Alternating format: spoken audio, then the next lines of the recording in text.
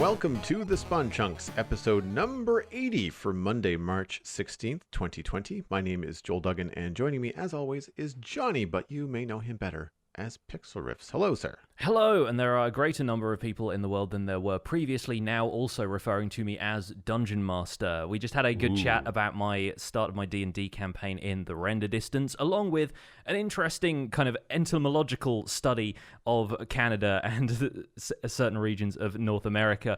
We talked about birds and the bees, not what you think, though. the birds and the bugs, at least. And if you want to get the render distance, the extended version of the show, you can listen in at patreon.com/thespawnchunks by becoming a member and getting the patron-only RSS feed. So, here we are, another week down, and lots of Minecraft under our belts. What have you been up to in Minecraft this week, Joel?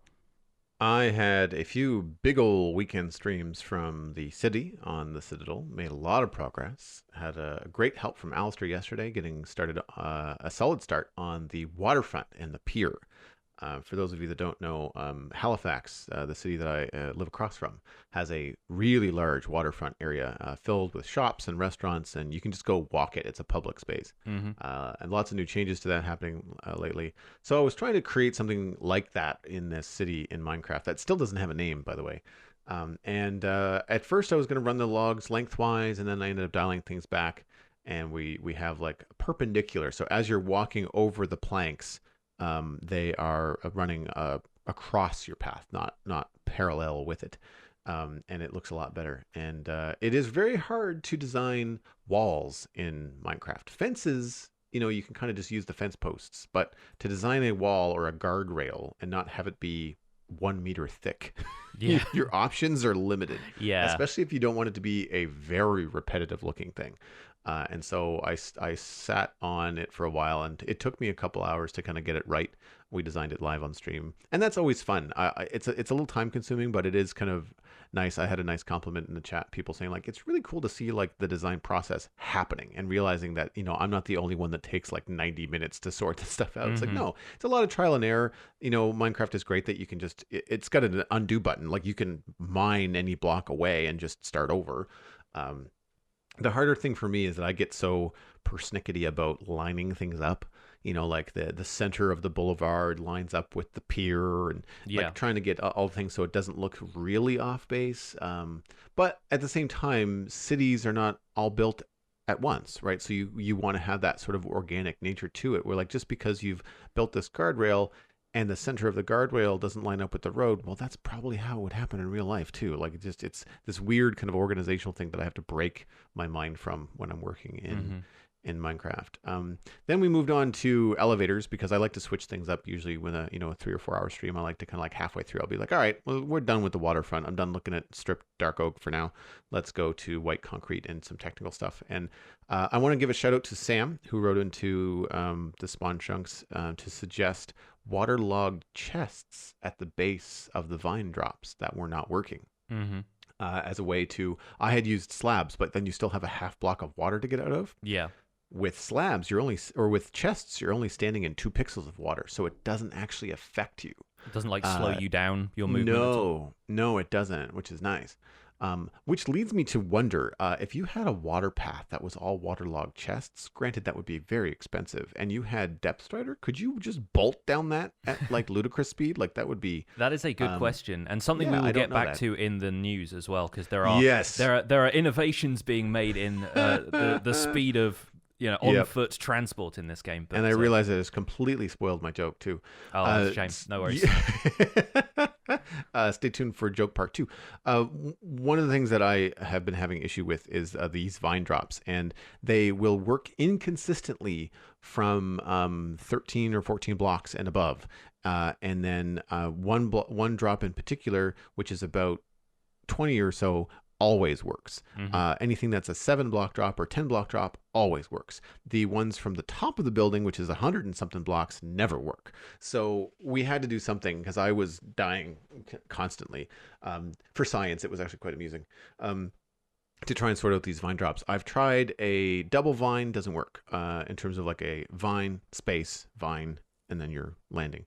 I have not tried something thicker, like 3 vines in a row, just to kind of see if it is client side lag, then like location of the player, then having the game catch up and be just like it's strange. But all reports from people that I've talked to are inconsistent. I had somebody in my Discord chime in and say, anything above 28, and I'm not getting caught, and anything below 21, I am getting caught. But I've got drops on the server that are 60, 80 blocks into a mine and down to my ender, like from the end island down to Y1, like that's 60 blocks. So it's inconsistent, and I don't exactly know why. So for now, I'm going into water, and people are like, well, what's the big deal? Why not just put water or signs and water at the bottom? It's the splash noise, and I'm just being picky. It's kind of one of those things where like I don't have to do it this way. I just really want to do it this way, and it should work, and it's not, and that's where I'm getting a little bit perplexed. Also, currently, while the chests are probably the best solution at the moment, the bottom of the elevators look like storm drains, which is not ideal in terms of me trying to design a lobby.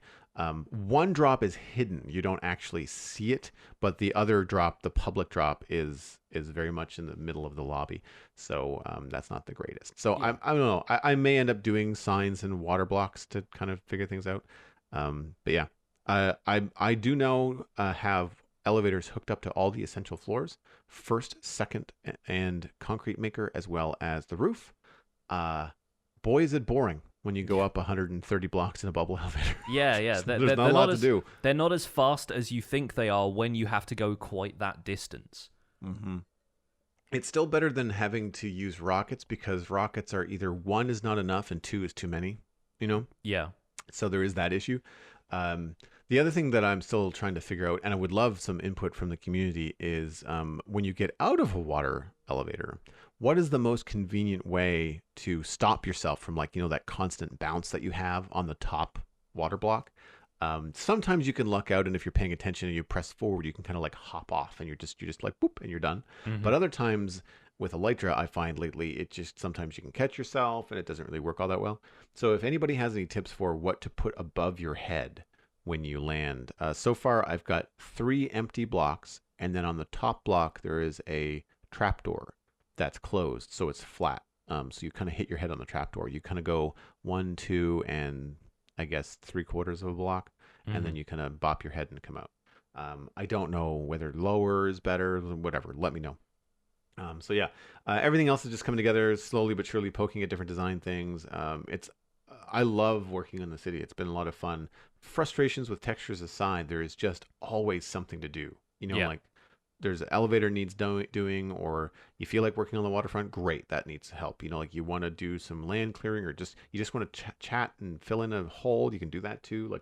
It's been really fun. I'm really enjoying it. I highly recommend it to people to give it a go. If you're looking for something challenging in Minecraft, designing a modern city is definitely the way to go.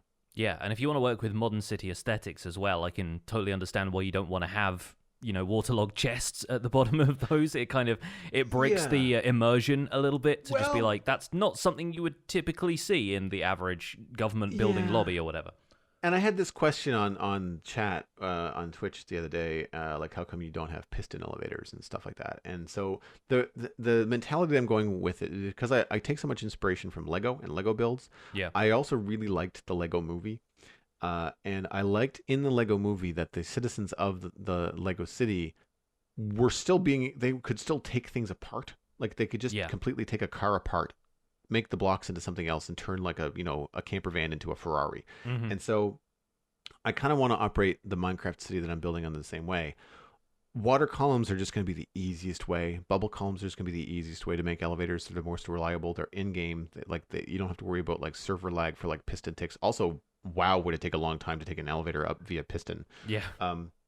So I'm just operating going forward on this kind of technology, and this imaginary world exists. So this is how people get from top to bottom. Don't ask me how they dry off when they get to the top. I don't know. Maybe it's not really water. Maybe it's some sort of weird liquid, but I don't know. Whatever it is, we're kind of ignoring that just for the convenience of it. And it does sort of add a futuristic kind of look to the modern city. It keeps it clean and lots of blue columns everywhere. It does sort of work.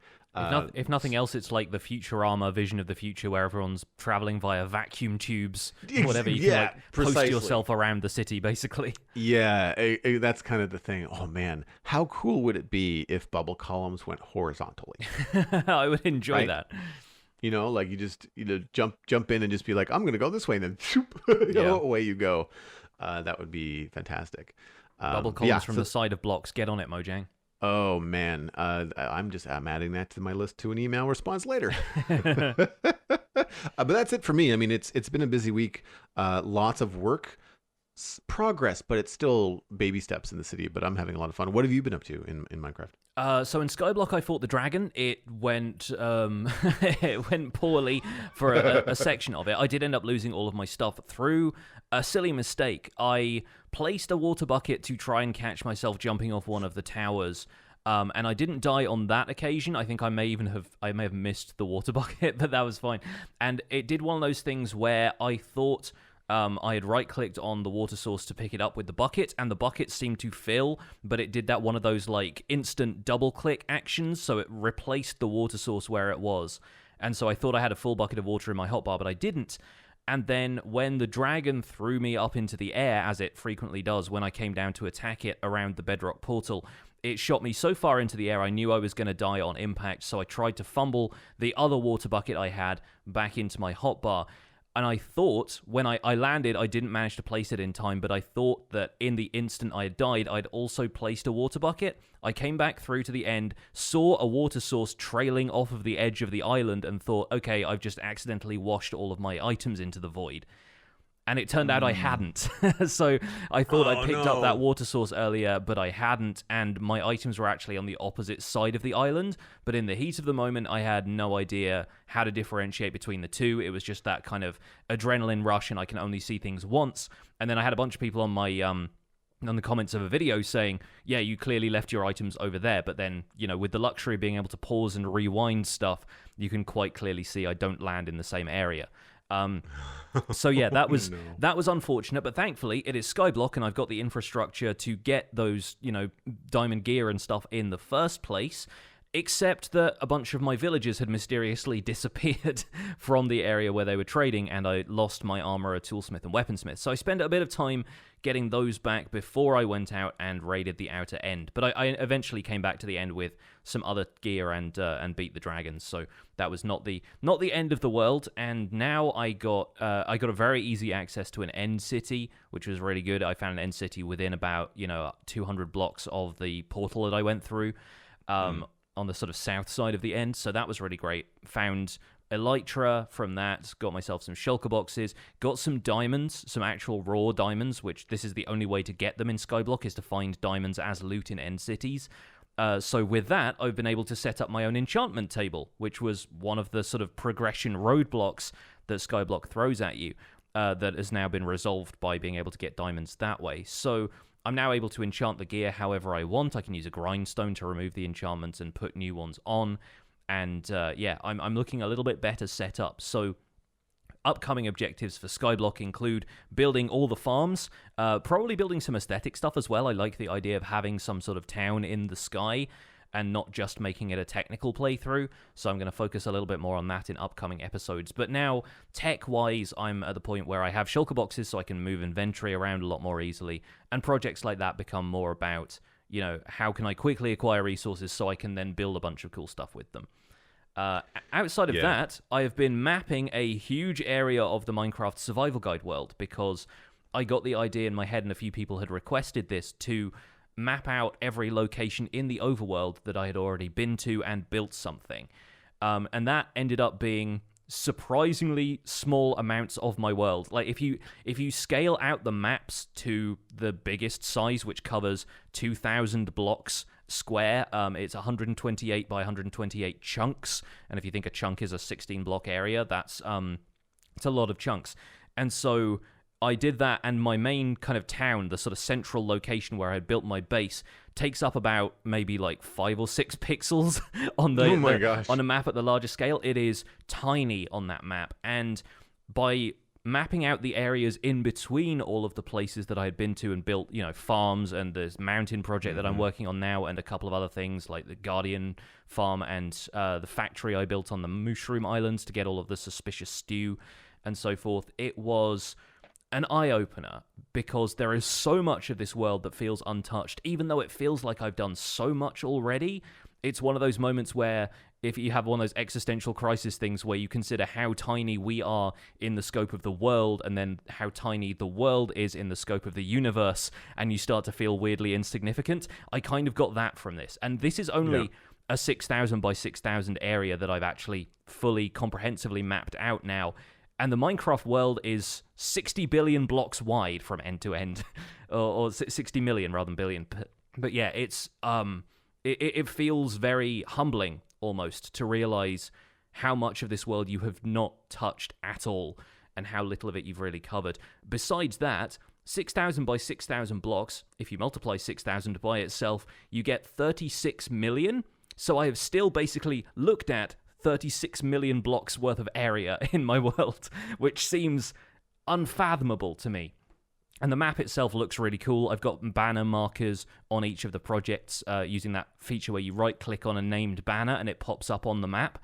So now I have an overview map of where stuff is in my world. And the mountains look tiny. It's really quite funny up there in the snow biome. But anything that is covered in snow just looks white from the top down at that point. Yeah. So maybe I'm not seeing as much of it as I've actually built, but so much of that is based in verticality, and that's the kind of thing that doesn't show up super well on these maps. So despite the amount of effort I've put into that whole mountain range project so far, it does seem a little bit small on this giant map now. Have you put the survival guide into any of those like CG mapping tools, like the ones that have like an isometric view, like Overviewer or whatever? I have not. I have not yet, and I probably will at some point in future, just for fun. I've definitely put it through MCA Selector a few times, just to kind of trim chunks and stuff like that, and that is something I'll be doing again for the upcoming Nether update. We'll be talking a bit more about that. I think there's an email related to that a little later. But yeah, it is interesting having the capacity to kind of zoom in and out and stuff like that. But no, I haven't done anything to render it in an external program quite yet. I used a mapping tool called Amidst, which I think is specifically for Java. And it was very useful for just searching new biomes and having a very clear view, because I don't think I went to the effort of changing colors, but I think you can.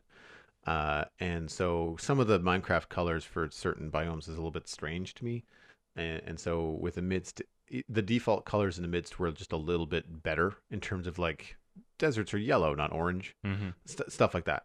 And it was fascinating to kind of look at the size and scale of the world and see like, wow, that is a huge tundra area. Like that would be a really cool place to build like a Viking city, because like you would really be seeing snow as far as the game could render. Like you wouldn't be like, oh, and there's a jungle right there. Like it wouldn't be any kind of immersion breaking and stuff like that. That's why I picked the location for the ski resort, was just those. The snow biomes are like that. There are differences in the sub biomes within a snow plains. There's kind of like, there's frozen lakes, there's frozen rivers, there's technically there's kind of snow tundra hills, but a lot of them just look like they are part of the same landscape, whereas if you build in a plains, then you have a swamp and some mountains nearby, and the grass color changes and everything starts to look less coherent than it does when you're in the middle of a massive snowy area. So that's why I picked the location I did for this mountain project, because I knew it was going to be a big build that needed surroundings that made it feel immersive. Yeah, the medieval fantasy district on the Citadel, it was chosen because it's a huge plains biome right next to some mountains. On the other side of the mountains is a huge frozen tundra biome, and then on the other side of the plains is a big swamp. Yeah. So like you could have like the creepy swamp, there's also like a dark oak forest, so you could have like a heavy wooded area. There's lots of taiga everywhere on the other side of the plains. But then if you wanted to get into like, the icy, frozen sort of idea of fantasy, then you could easily do that too. So it provides a lot of opportunity. And for us, I think we tweaked the biomes on the Citadel to be smaller than average. Yeah. Decision that made sense at the time. Now that I've had more experience in Minecraft, I don't know if I'd do that again. But it means that when you can find a large biome, it tends to be like, oh, wow, yes, let's build in this one. Mine the small desert, but keep the giant desert for Yeah, vistas and expanse and things like that. Well, definitely. speaking of expanding, we've got a new snapshot this week, Minecraft Snapshot 20W11A, and there's a big old asterisk at the top of this. Before we dive into this snapshot, a word about Redstone. We won't really dive into the details here. You'll have the link in the show notes to go to minecraft.net and read it for yourself. Essentially, they're fixing some things about Redstone and giving everybody a heads up that in the process of fixing things, other things might break, including undefined features of Redstone that people have come to know as features or consistent behavior. Those may change. It is not the intention that those are going to break, but because it's such a delicate system, they will. So be prepared for things changing over the next little while as they ramp through the small things that they're changing about Redstone to make it better. It then might trickle down and affect something that you really enjoy.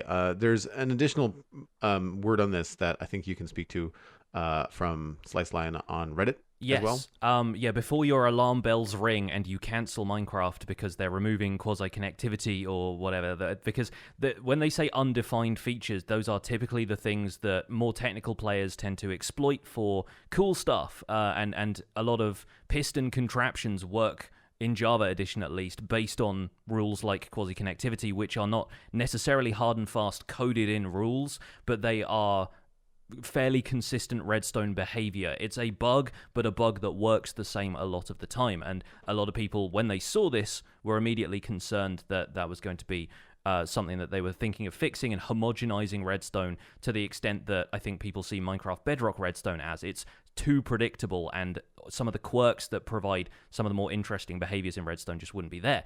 Sliceline went into this on Reddit and said a lot of you seem to be reacting with panic. The idea isn't to make any drastic changes. It's more that this whole Redstone footnote, or kind of header note, I guess, because it's right at the top of the changelog, is to kind of clarify that when they are making changes to clear up some of the Redstone code, some of the stuff like that is going to break, but the idea is that they're going to make things better overall, and the alternative is to not touch anything Redstone related and just have that code sit there not getting any better while everything else around it was improving, which could potentially lead to even more stuff breaking.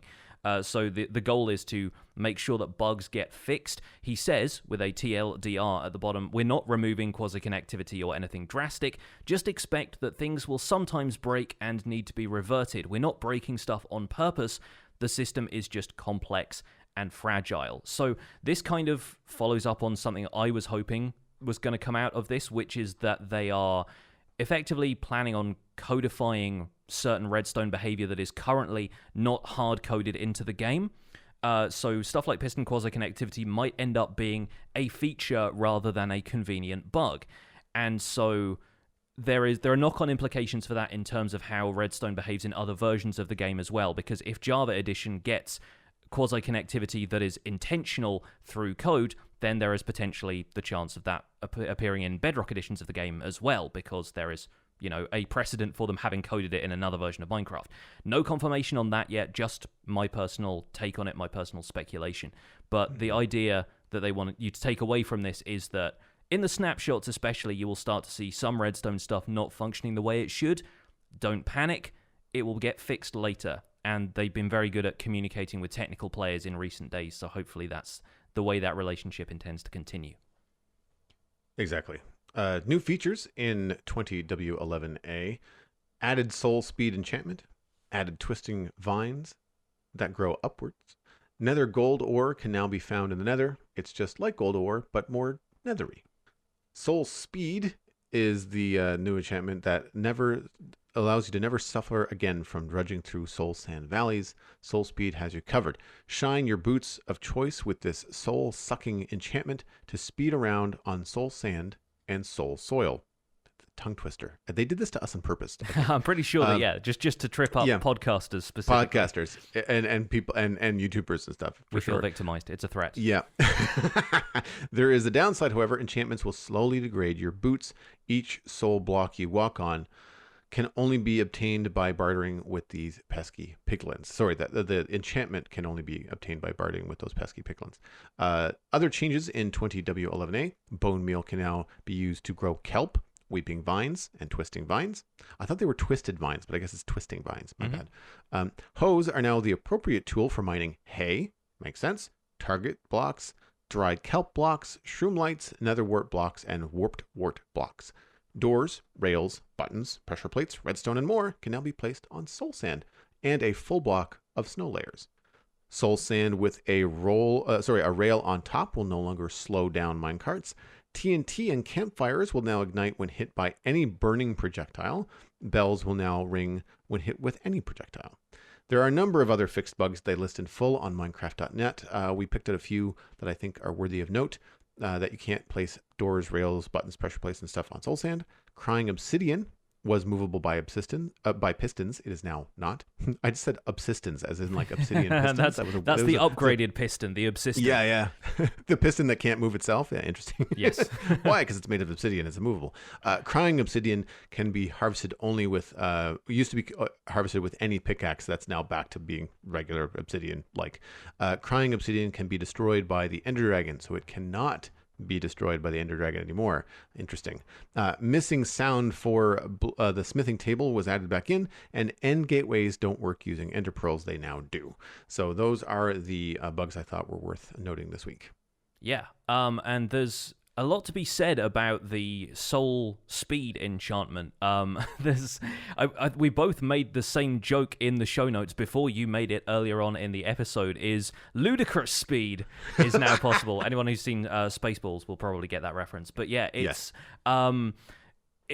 crazy. Like the soul speed enchantment does allow you to move incredibly fast just on its own on soul sand, and once again it's one of those things like Depth Strider that has 3 tiers: soul speed 1, 2, and 3, only obtainable via trading with piglins. And I'm not certain, I haven't really looked into the snapshot features here, whether they give you soul speed 1 and then you have to combine a bunch of books, or if they just randomly give you a book with a certain level of the enchantment on it. But in addition to increasing your speed when you're walking on soul sand, and soul soil, I believe, didn't slow you down at all before, so I'm not certain if soul soil is even faster than it is on soul sand, but this effect stacks with Depth Strider, which is the weirdest thing. So you end up, if you have soul sand with water over the top of it, you can now just travel at warp speed on foot with both enchantments on a set of boots, which is mad looking. If you look at Ilmango did a video on this, and I'm pretty sure Methods and Doc M had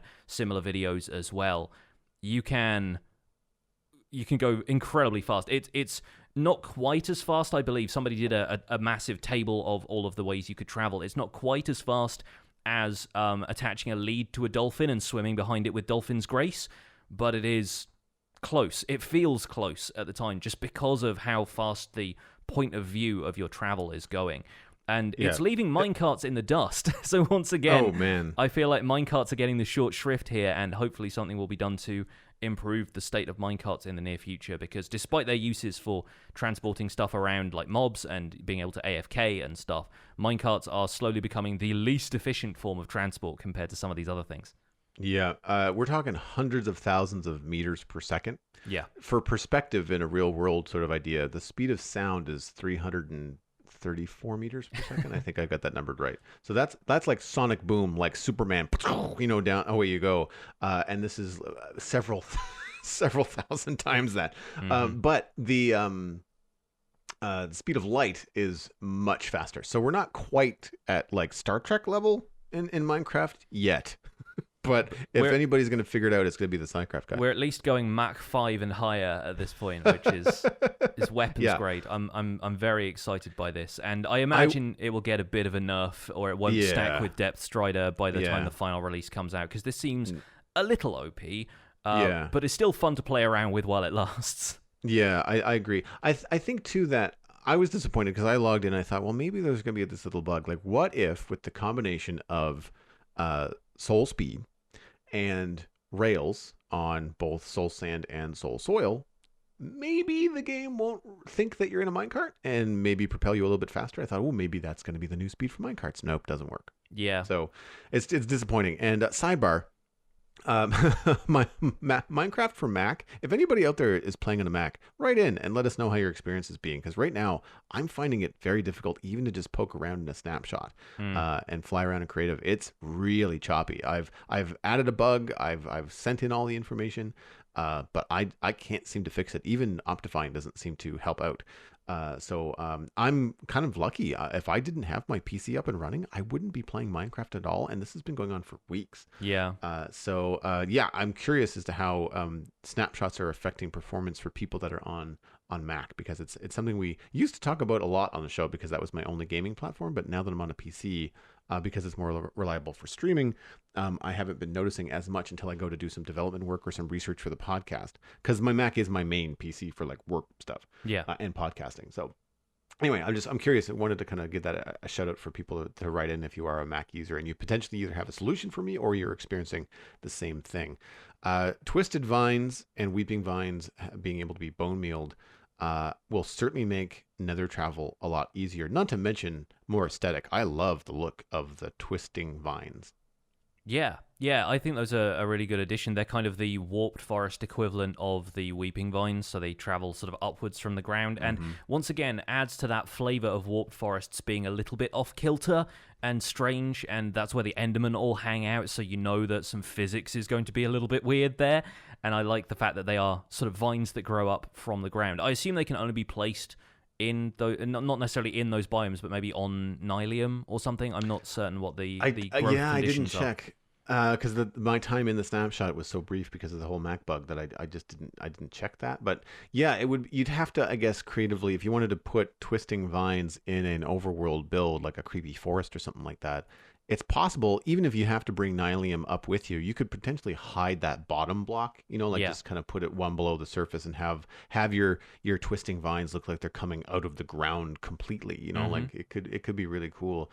I'm thinking about all kinds of different applications, like, maybe you've got like some alien asteroid that's crashed into your overworld and there's these weird growth things coming out of it and out of the crater. Like there could be all kinds of really fun stuff. Not to mention that you can climb them. I feel like the bone mealing, while I don't think it's OP for weeping vines and twisting vines, because there's no real drop. They just drop themselves, right? There's no other use for those yet. Yeah. If there is going to be another use. However, kelp, of course, is fuel. It can be made into blocks. It can be made into food. It can be made into fuel for your furnaces. And so bone mealing that and getting 5, 6 or more kelp growth out of a single bone meal, considering how quick it is to get a lot of kelp already, I don't necessarily know if that's a good thing. I feel like that might be a little bit OP. It's consistent behavior, considering that kelp, weeping vines, and twisting vines all look and sort of behave in similar fashions. Although you can't climb kelp, not that you really need to. What do you think? Do you think that bone mealing kelp is going to be a little bit OP? I can see it being incredibly helpful to me in certain situations, like when you're trying to build a column of water nice and quickly, and just being able to bone meal the kelp instead of placing it all the way up yeah, would be that's kind of true. nice. But that is the only way in which I am happy about that change, I feel. I don't know if I want it to be bone mealable. I've certainly tried to do it in the past and then realized you can't, but then I just think, oh, okay, I have to go and get some more kelp then. And given the abundance of it in oceans and the fact that once you make a decent sized farm, it might be easy enough just to acquire it that way, I think the compacting of that kind of farm is almost like it's taking away the necessity to build something big and impressive and interesting, and just nano farming it at this point might potentially be a problem. Although there is still the trade-off, of course, of having to acquire enough bone meal in the first place. I don't know how kelp ends up getting into composters. I think it's got a fairly low composting rate, so you wouldn't be able to have a self-sustaining kelp farm where it produces more bone meal than it uses to grow the plants. So that's balanced at least, but then that might be a scale thing. I've given what I've seen at the current state, I think you probably could. yeah, Anecdotally, maybe. no scientific evidence, no research, just like a feeling of that. I think you could probably do that. Yeah, but then I think the trade-off is always going to be how you acquire the bone meal in the first place, and as somebody who doesn't AFK at mob farms all that often, I don't have a great deal of bones. And there's some that I prefer to just use for bone blocks for builds and stuff like that. Right, So yeah. it really depends how much bone meal you're willing to sacrifice on having another farm that is grown super quickly. And in my experience, once you've got a certain amount of kelp, you don't really need it for all that much after that. I mean, yes, it's fuel, and some people are using it as fuel. And especially if the zero-tick growth bug has now been fixed according to the bug tracker. I saw some people tweeting about that earlier this week. It's not going to be possible to zero-tick bamboo to be able to grow that for infinite fuel like I'm currently doing with my cobblestone generator right now. So it will certainly be the case that people are looking for more accessible fuel sources again that don't just involve generating a ton of resources out of nothing. So I had that question. Is that a thing? They're actually stopping the zero tick thing? I don't know if zero-ticking pistons is going away entirely, but Cubfan tweeted something about how zero-tick farms had been nerfed and said that there was an article on the bug tracker that actually said zero-ticking behavior was going to go away. I think it may just be the effect it has on crop growth, specifically on cactus, sugarcane, on those kind of multiple height plants. It seems to have this weird effect where, if you zero-tick something in front of it 3 or 4 times or underneath it 3 or 4 times, it adds a growth stage to the plant, and that's less logical than I think it just moving blocks around at high speed. So I don't know if the piston behavior is necessarily going away, but I think its effect on growing stuff might be. That does kind of make sense. It's akin to waving your hand over a house plant and having it grow. Yeah, effectively, yes. I don't have a whole heap of research in this, so if anybody knows more about that aspect, of course, feel free to add us on Twitter or send an email into the show clarifying what that means, because I mean, searching the bug tracker is occasionally kind of difficult, so I haven't really done the digging required to find out how much zero-ticking behavior is changing or if it's going away entirely. But I would assume that the bone meal is a valid option in those cases. Changes to crying obsidian to me suggest that we may in fact see it in the end dimension. Yeah, I mean, if it's not going to be destroyed by the dragon, I feel like it could just be changes to make it more consistent with existing obsidian blocks. But then if it can't be destroyed by the dragon, for a start, it gives you the option to decorate the end with it if you acquire some yourself. But it might be kind of cool. And if that means, along with the nether, that you could then set your spawn in the end point as well, presuming that crying obsidian is going to be a spawn setting obelisk as originally intended, then that's kind of cool, because for a start, it would be kind of nice to be able to set your spawn point in the end in case you die in an end city. And there's potential for that to lead to people making more established bases in the end. And that might be kind of interesting when trying to leave the end, though. That's my only concern, because the leaving the end via the portal transports you back to your spawn point, which right now can only be in the overworld. But if you go to the end portal and your spawn is set in the end, you can't leave until you break that spawn point. So that might be a little bit of a problem. But we'll see how that ends up. And if you can't set your spawn in the end, then fair enough. I wonder if there could be a way similar to how, like, if something is obstructing your bed, then you get sent back to spawn. That happened to me this weekend. Yeah, totally. I think I wonder if there's something that you could do, like maybe if the crying obsidian was like underwater, it wouldn't work. So if you could put a bucket of water on the top of it, it would nullify it. Yeah. And that could be, you with a dispenser, that could be either automated, or at least with the press of a button, you could like turn your spawn point on and off. If you did want to leave the nether, you'd have to remember to do it. Yeah, which would be a little bit tricky. And maybe it can be programmed to be circumstantial. So if you're going through a portal, like it's only death that brings you back to the obsidian one, whereas if you're leaving via a portal, you end up back at your overworld bed. I don't know. I'm not certain how that's going to work yet, but it'll be interesting to see that unfold in the weeks to come. Outside of that, there was one other thing I wanted to cover as part of the news, and that we'll kind of circle back to this now. I got approached by some folks who had been working on a project called the Uncensored Library, a collaboration between Blockworks Build Team and several other kind of non-profit organizations worldwide. And this is really interesting, and it's potentially kind of controversial, but Minecraft is still available in many countries which practice heavy media censorship and block certain websites. And the project, the Uncensored Library, is available as both a world download and a multiplayer server. And it is effectively using Minecraft to bypass government surveillance and allow people to read journalism and literature which has been banned or censored in their countries of residence. Through written books, effectively. It's the kind of thing that would be very difficult to scan and filter because it all exists as encoded data within a Minecraft world rather than just being out there on the internet in plain text that a bot could scan and automated systems could filter. This project was launched on March 12th, which was declared the World Day Against Internet Censorship. We have a link to a TechCrunch article in the show notes as well as the website itself. And while I said at the time that I'm not certain I wanted to promote this on my channel necessarily because it's kind of a tonal shift from the kind of lighthearted, Minecraft tutorial content that I typically make, I thought it was worth raising here where the discussion can be a little bit more mature and people who are podcast listeners might be a little bit more interested in this. So the Uncensored Library can be found at www.uncensoredlibrary.com. And it's an interesting project. And I would say a very important one. Yeah. I'll lead everything I'm going to say here with the obligatory disclaimer that I'm a middle-aged white Canadian male. Yep, so, same but British. Yeah. Yeah, so a lot of this kind of stuff, I can't speak to the importance from personal experience. Yeah. But, in the world we live in today, I think that freedom of speech and freedom of information just makes everyone stronger, better, more intelligent. It's important that this kind of stuff is accessible, especially when you're talking about something that they mentioned on their website. I watched their little intro video, and which is a very easy watch, by the way. It's a couple of minutes. It's beautiful, but also a lot of really good information coming your way.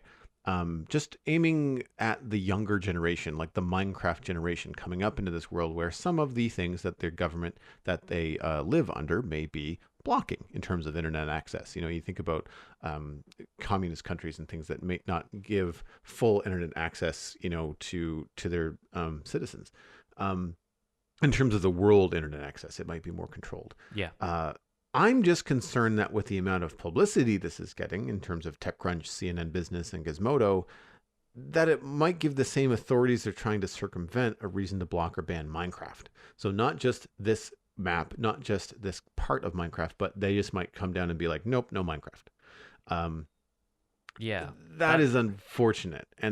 But at the same time, I mean, like Jurassic Park, life finds a way. Yeah, exactly. I feel like if it does, then it'll just go underground and you'll have to access it a different way. Yeah, it's one of those sort of situations where people could circulate it in private once they've downloaded it as well. If the information exists, sure, maybe nothing new could be added to it, but once somebody's got the world download, they can hand it over on a freaking floppy disk if they want to. That there are so many ways that can circulate that now are able to fly under the radar a little bit if it circulates in physical space. And while obviously, we understand that citizens can often get in trouble for sharing information like this, to a lot of people it is much more important that the information is out there and freedom of the press exists and so forth. And like you, I have very limited personal experience with this kind of thing, but I think it's a really interesting idea, a really interesting use of Minecraft and the Minecraft community.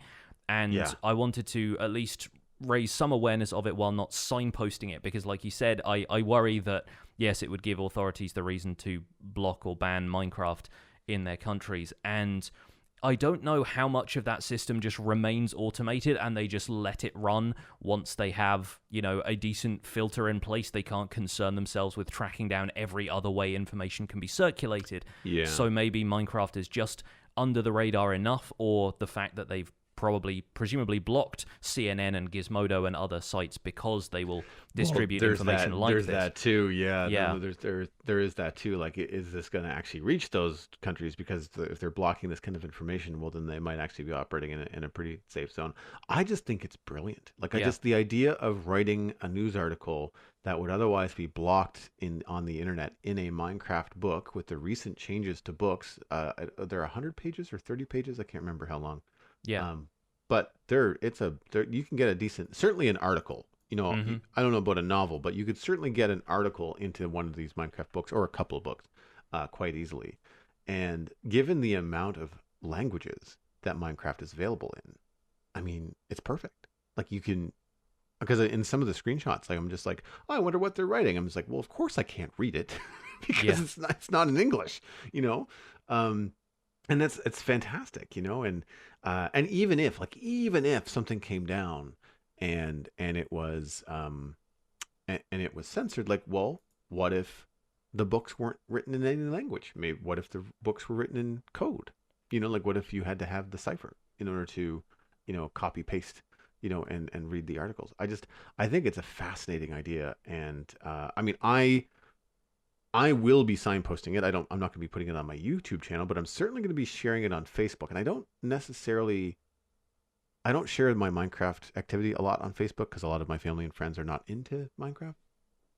They might have kids that are, but it's not necessarily something that they need. However, I have a lot of friends that are teachers, Mm-hmm. and I would be very interested to hear from them, especially anybody that's teaching at even like the university level, like people that are in journalism, and hearing about this. I think it would be very, very interesting to hear about this, their opinions on this, because they would have a level of knowledge and experience in journalism that I just don't have. Yeah. And the fact that you can have not just the idea of censored material being able to be put out into the world, but the education of the rest of the world in terms of just how censored some of these countries are. Yeah. And then having access to these stories and having, knowledge of like, oh wow, that's terrible. That shouldn't happen. Let's not ever let that happen here. Like lesson learned. And so while it may take a lot longer for those countries to uh, get behind the idea of freedom of speech, it also will perpetuate the importance of it in other parts of the world, which Yeah. I think it's a just really balanced, thing. Not to mention, and I mean, like we can get into this after you have a chance to respond as well, but like it's beautiful. It Yeah. is the build. I mean, I was tangentially aware of Blockworks from stuff I've probably seen fly by on YouTube, but like I downloaded the press kit from the website to get a closer look and see some of the screenshots. Like it is stunning. Mm-hmm. In every sense of the word, it is a work of art. And I know that we throw, art and Minecraft and stuff around a lot. And it's can be kind of dismissive because Minecraft's a video game. And I find it harder and harder when I'm meeting new people to explain like what I do as part of my living in terms of the podcast and streaming and stuff is centered around Minecraft, which does tend to have like this childlike, association with it. Stuff like this, though, really makes it easy to point to a very adult situation where Minecraft is a tool for making a political statement, but also in every sense of the word, the kind of things that I would see in an art gallery going to art school in the early aughts. This would be the kind of thing that you would see in like an installation. Yeah. Like a big New York art gallery or Ottawa art gallery would have like millions of books on the wall with stories from around the world, and it would be overwhelming with the sense of oppression and stuff that you might feel walking into that room. The scale of information and the scale of the build, to me, kind of harmonize in this piece, this map, this uncensored library. And I struggle for the right words because I'm not smart enough. You know what I mean? Like I don't have that experience, but I really encourage all of our listeners to go at least look at the main website and just get the gist and just kind of learn the kind of things that are capable of happening in Minecraft. Yeah, that's another part of the reason that I didn't end up making a YouTube video about this was I'm not sure I have the social and political acumen to really like fully describe what this means. It's hard. But yeah, like you said, I've said basically all I want to say about it here on the podcast. But if people want to go and check that out, of course, links will be in the description. Highly recommend you check this out. If you have any interest in world news, in world events, social and political discourse, it's definitely worth your time. But we should move on to discourse that is a little bit closer to home and chat about some of the chunk mail we've received. This is going to be our chunk mail dispenser episode for the month of March. We have a few emails here that we would like to get to, starting with this one from Michael, which has the simple subject of nether pots. It says, hello, Johnny and Joel. I was thinking about things that could be added in for the nether update as smaller details, and my mind went directly to flower pots. We've had them for years, and the recipe has always been 3 bricks. We also have nether bricks, so why not a nether brick flower pot? It would be something subtle that could really help to blend decorations, and would likely look great in those piglin bastions. As always, loving the podcast and keep up the great work, Michael. Thanks, Michael, keeping it short and sweet, which we appreciate. And personally, I have no complaints here. I mean, it adds more variety to things where there's only one option right now, and flower pots don't fit with everything, considering that bricks made from netherrack are consistently, they look basically the same as clay bricks. It makes perfect sense to me. I would love to see these. What about you, Joel? I agree, and I think that like the precedent with nether bricks being an item is a thing, and subblocks like that can really add a lot to a build, and not just for like putting your warped fungi or fungus in, but like pinnacles at the posts of tower walls, wall sconces, hanging fixtures or weights, floating light sources, almost like paper lanterns. There's a bunch of different things that you can do with flower pots. Yes. And I think that if you translate them to a nether brick colored flower pot, it would just open up a lot of building opportunities for having some of those sub-block details that we all kind of like drool over when something new comes in. I think it's a great idea. Definitely. I mean, the model already exists too. It would be a retexture, like it would not be crazy. I wonder if this is even possible with data packs, like with an Optifine thing. I wonder if you could just do it, on your own to kind of see I what imagine it would you look could with Optifine, yeah. And it seems like the kind of thing that the mods like Quark, the kind of Vanilla Plus mods, would already have done.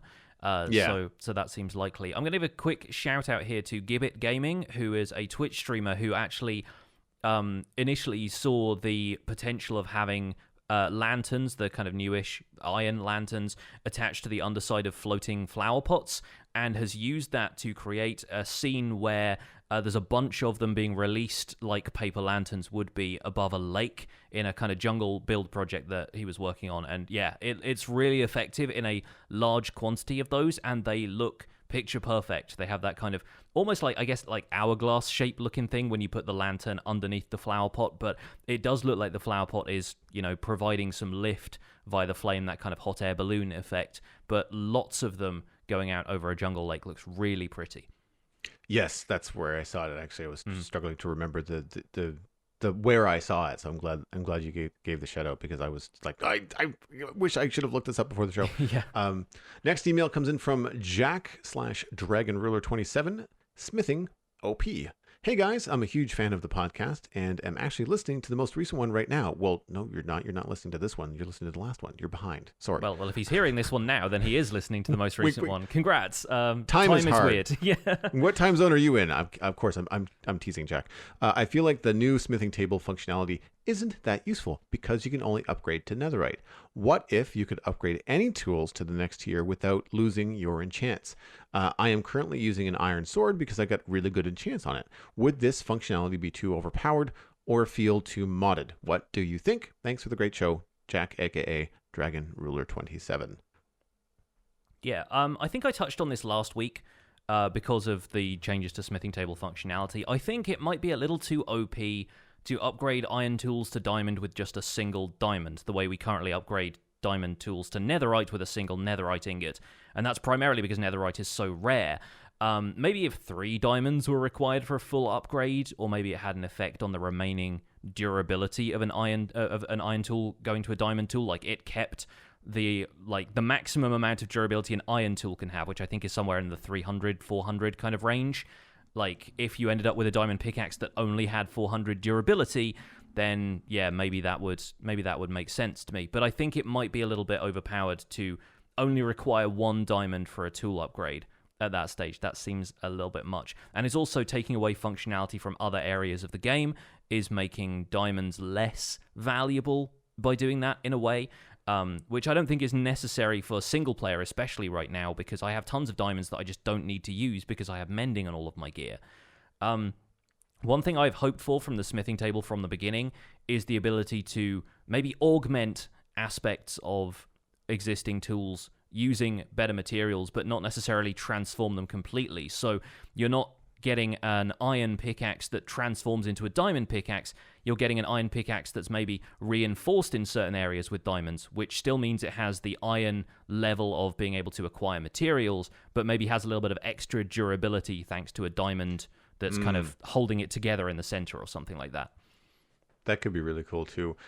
When I was reading Jack's email, I was thinking about smithing table versus anvil. It's like, well, what if you could just take the 2 tools and combine them? It's like, well, no, you can do that on You can do that on an anvil, but it has to be like 2 diamond pickaxes, and then you Yeah, get one pickaxe that has the combined enchants of both, but you lose one of those pickaxes. So like yeah, you go from having essentially 6 diamonds to having 3 diamonds. So the cost is one of the pickaxes physically is sacrificed. Um, with the smithing table, and this is kind of like a far cry for it. I don't really know what they have in mind. I mean, netherite, sure, but for anything beyond netherite, I'm not sure what or if they're going to be doing anything. And if it's anything like the blast furnace, like I hope it's more useful than that. yeah. Uh, the thing that had me thinking was the combination of maybe being able to put a speed potion uh, on your tool. So instead Hmm. of you being faster, maybe it increases the haste of a pickaxe. So you pickaxe plus potion of swiftness equals faster pickaxe. Is it permanently faster? Is it only faster for 8 minutes of use? Does it stop durability uh, after you run out? Hmm. Like, does the pickaxe die? What if you have speed and your pickaxe has speed? Like, does that make you doubly fast? How does that compare to a beacon? Like, there's all these kind of things the questions that come up, and it gets very complicated very quickly. So I just don't know where they're going with the smithing table. I'm very curious. Yeah, I think it's going to be one of those things of just a wait and see at this stage. I think the Mm-hmm. community has had so much time to put in, suggestions about what the smithing table could do since it's had no functionality since 1.14 released.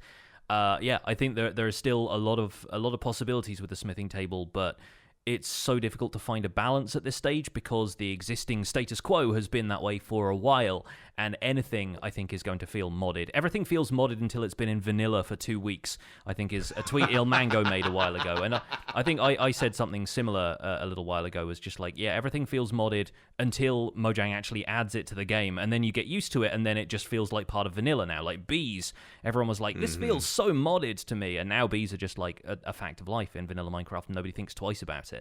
So yeah, same with villager workstations and so forth. It's just going to be a little bit different, and as long as it's balanced, I feel like it's going to belong in vanilla once we've had time to spend time with that feature. The next email comes in from Mechmorphic, who is a landscape artist member of our Discord. Thank you for your email. This is in regards to random minor features. Says, howdy, Joel and Johnny. Last episode, you mentioned that it would be humorous if hoglins ate the items of any piglin they killed.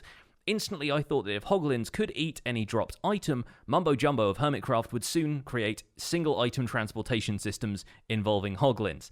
Are there any other random minor features you would like to see added to Minecraft, either just for the joke of it or to make possible an incredibly inefficient contraption? Wonderful podcast, Mechmorphic. My brain goes to mob behavior because I think where he brought up the hoglins in the email, similar to how cats scare creepers and how dogs will go after skeletons, uh, and mushrooms and hoglins. Like I feel like there could be some really fun things that could happen. For example, birds. Give me birds. Black cap chickadees specifically, please and thank you. But if that happens, what if cats are then drawn to birds? If you could somehow make a bird feeder and have birds around, maybe it would be the way to control the movement of cats. I don't know how useful or not useful that could be. Maybe if there's creepers nearby, I don't know. But some sort of behavioral thing is what kind of comes to mind for me in this. I also feel like I had an idea earlier on in the show, and then I've completely lost it by now. So I don't know what else I was going to think of in terms of small features. But I also would like to see something like various dog breeds in the game. Mm-hmm. I don't think it would really affect much like, I mean, different cat breeds don't affect anything other than just like some fun aesthetics. You can get a black cat, or you can get like a tabby cat, that sort of thing, all white. Just fun, just like little touches that kind of help with some life and immersion and variety of things, as opposed to having 3 cats and they all look exactly the same. Yeah. I get that it's a challenge with dogs being different sizes based on different breeds. I mean, there are some breeds that are roughly the same size, German Shepherd, Border Collie, Golden Retriever. They're kind of roughly the same dog leg shape. So I get that it's a challenge, but come on, I mean, like Minecraft Pug, it's a box already. Yeah, they are. They're known for being stocky, like a little French bulldog or something. Yeah. Yeah. No, I think dog breeds seem like a logical step after cat breeds, and I feel like there are definitely ways you could do it. I think the main problem is the transformative element, because they all start out as wolves. That's the existing mechanic for how dogs work in Minecraft right now. And otherwise, you just have... It's kind of like the stray cat situation already feels a little bit strange, but then you have a bunch of stray dogs and you walk around your world going, who's abandoned all these dogs? And why are they just in the forest now? So it's a strange situation, but yeah, I would also, I think it's overdue at this point for different dog breeds to be a thing and not just in a texture pack. I hate to be a broken record, but I'm still holding out for ostriches, which are one of the features that they suggested as part of the update to savannas that was voted for a while ago, and the vote ended up coming down in favor of tiger, but savanna was a close second, and I really... ostriches are my favorite animal. They're just so dopey looking. They look so weirdly inefficient in a way. It's just this giant bird body on these kind of spindly legs. They look so funny when they run. I'm still very interested to see ostriches and just what they do in general. If we can ride them, if they're just going to be like vaguely antagonistic to us, like llamas can be if you attack them. You know, there's stuff like that. But again, they are just minor. They would add a lot of entertainment to savanna biomes for me. I have a feeling once one of them got into one of those like super tall shattered savanna things, you would just see ostriches occasionally leaping to their death. But overall, I think it would be kind of a fun addition. And I get questions about minor features all the time, and I'm running short on answers at this stage. So I think ostriches is probably going to be my blanket response for the foreseeable future until they're added, and then I'll probably pick something else. Next email comes from Daniel H. / Telemonian Dan. Soft reset. Hey, Pix and Joel. Loved the recent conversation about when to reset your world, and I figured I'd toss in my 2 gold nuggets. I started playing Minecraft in 1.9, and for a while I kept the same world going from update to update. Unfortunately, around the release of 1.13, my PC died and I lost my old world, so I had to start fresh. Backups, people! RIP that backup. PC. F's in the chat. Yeah, that sucks. Since starting anew, I've kept mostly the same world with periodic soft resets, quote unquote, where I pack up a few basic materials, torches, food, bed, tools, etc., and set off exploring until I find an area that sparks a new wave of inspiration. I find that really helps me avoid getting burned out, especially since I get a lot of inspiration from cool and unique Minecraft terrain. I seldom use the Nether except for mining quartz and soul sand, so the Nether update shouldn't be an issue for me. I'm more concerned about the future biome update. Somebody else wants ostriches. I update... or since I've explored a lot of the biomes and I don't really have the technical savvy to selectively reset chunks, any advice on easy to use methods for updating a world with an update as comprehensive as the mountain or savanna updates? Love the show. Keep up the great content. Telemonian Dan. Fun username, Dan. MC Selector, if you're on Java Edition, Pix did a great tutorial on it. I've used the tutorial. I've used MC Selector. I used it on the Citadel Overworld, which has a lot of spotty and delicate places. When 1.14 came out, I was trimming chunks back to the essentials to get as many of the new villages close to existing build areas as possible, and it worked like a treat. I did, however, do it on a backup. So yes. You want to mess around with that to make sure you don't screw anything up. Save a couple versions, upload it, make sure everything's working. But I found it. I'm tech savvy-ish, but in terms of like Minecraft tech, I'm still relatively new. I've only been playing Minecraft for 3 years, and I've only been comfortable to get under the hood for the last year or so. So it was new to me to have this third-party application that I had to then use to trim chunks and stuff. But Johnny's tutorial was fantastic, and we'll have a link to it in the show notes. Go check it out, at least watch it so you can have an idea of what's involved. I did not find it that hard, especially if it's a world that you are as intimately aware of as what a world that you've been playing in for a while. And if it's just a single player thing, like, then there's no one else. You don't have to, like, I had to worry about deleting someone's builds that I didn't know were there. So I had to message server mates and be like, hey, so I'm trimming chunks. Can you let me know if there's anything like super important that you want me to trim back? And thankfully, everybody was kind of around the same continent. So outside of a couple outlying areas, I was just able to trim everything back to the coastline and we were done. So it can be more simple than you think. Yeah, and thank you for mentioning the video. One thing I didn't cover in that video in particular, because at the time with that release of MCA Selector, I think I had trouble getting it to work, but I will probably come back with MCA Selector when the Nether update rolls around and do another quick tutorial on that anyway.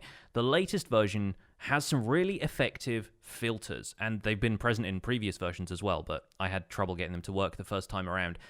but you can set up effectively a set of rules, and it will automatically select chunks according to those rules. In particular, the one you will find useful is that you can select only chunks which have been visited for less than a certain amount of time or more than a certain amount of time. So if you want to delete a bunch of chunks from your world which you know you haven't built anything in, you haven't spent very long there, you probably haven't even made a nether portal out there or anything like that, set up a rule. I think it's in the filtered chunks section. There's like a drop-down menu for it.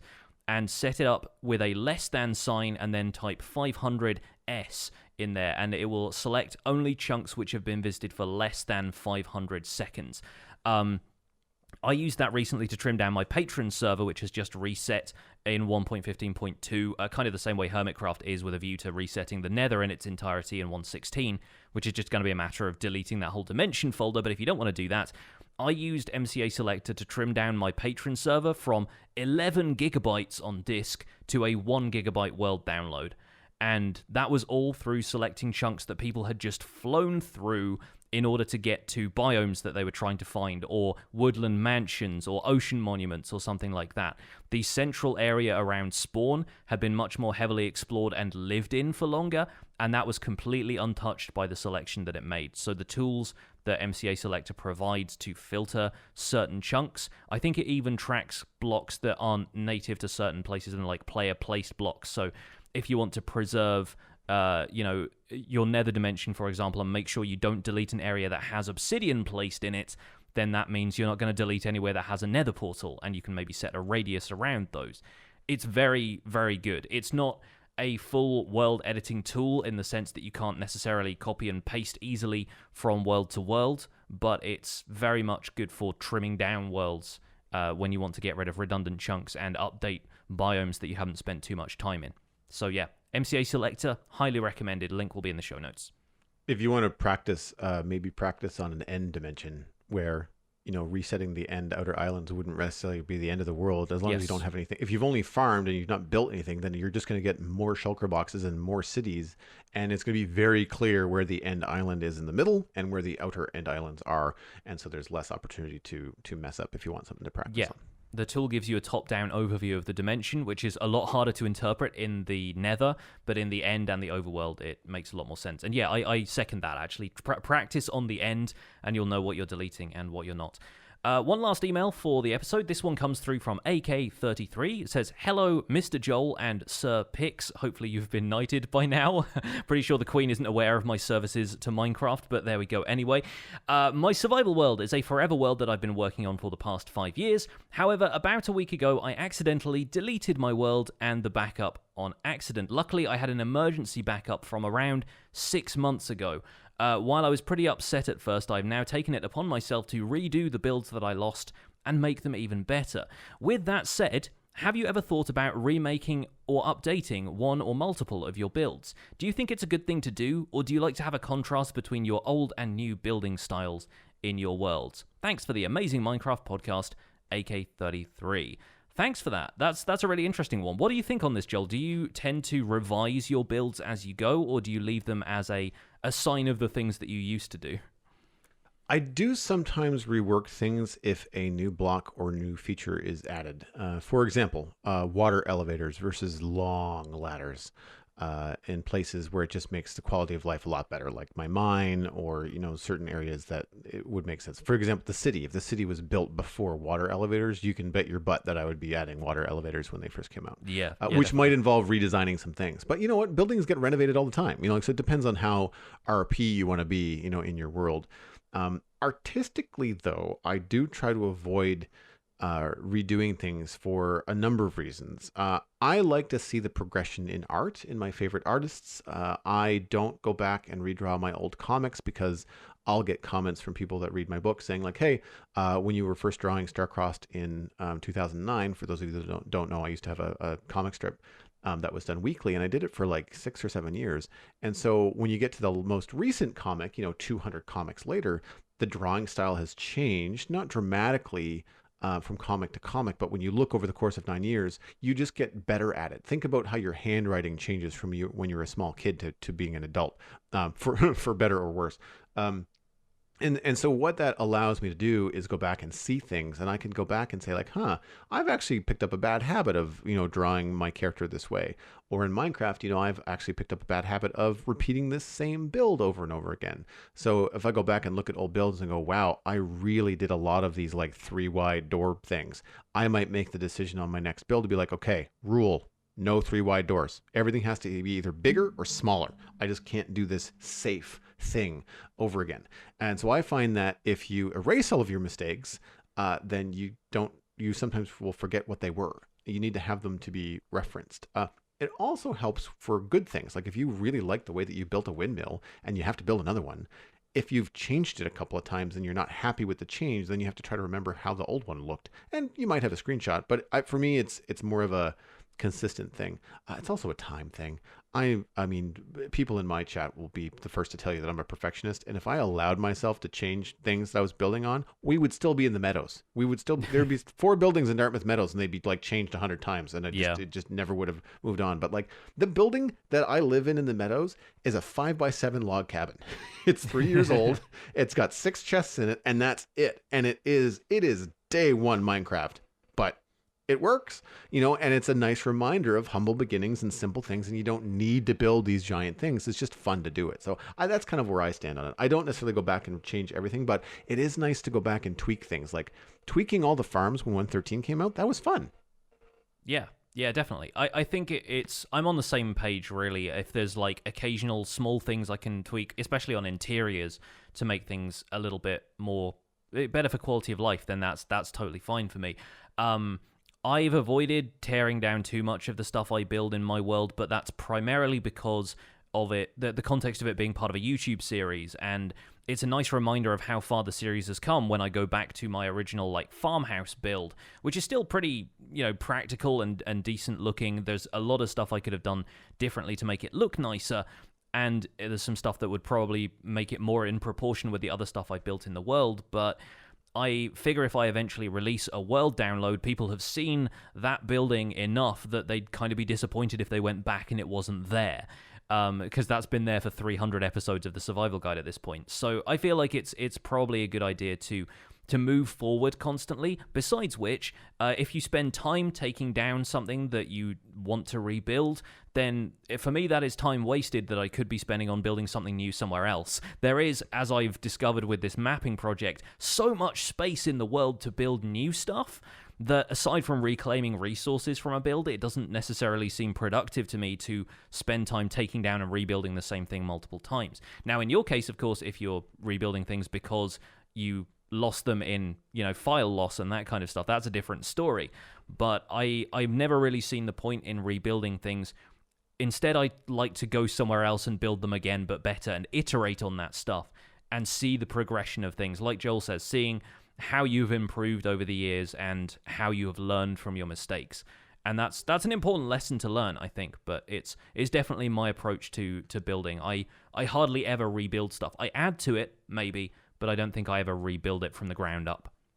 I would agree. And I have a couple of other examples from the Citadel that might be a little bit more, they might lend more to like multiplayer servers. So the iron farm that we have has a certain aesthetic to it because it was built in 1.12. Mm-hmm. The new iron mechanics actually fit inside the existing, so I didn't have to tear it down. I could have built a much more efficient, smaller, thing, but I just didn't want to change all the work that I did. So I was able to kind of like meld them both, hide the new tech inside the old build, and just be like, well, fine. It will confuse everyone because it's like, why do you have 40 doors around your iron farm? You don't need that. And there's a story there.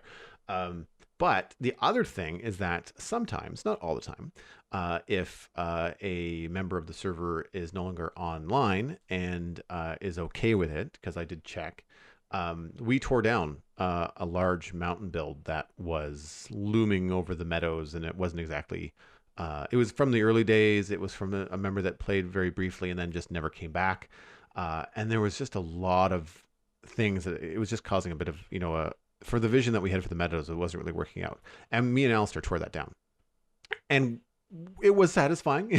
I will say, like getting something kind of not really to the aesthetic of the server that you wanted to take down out of the way is great.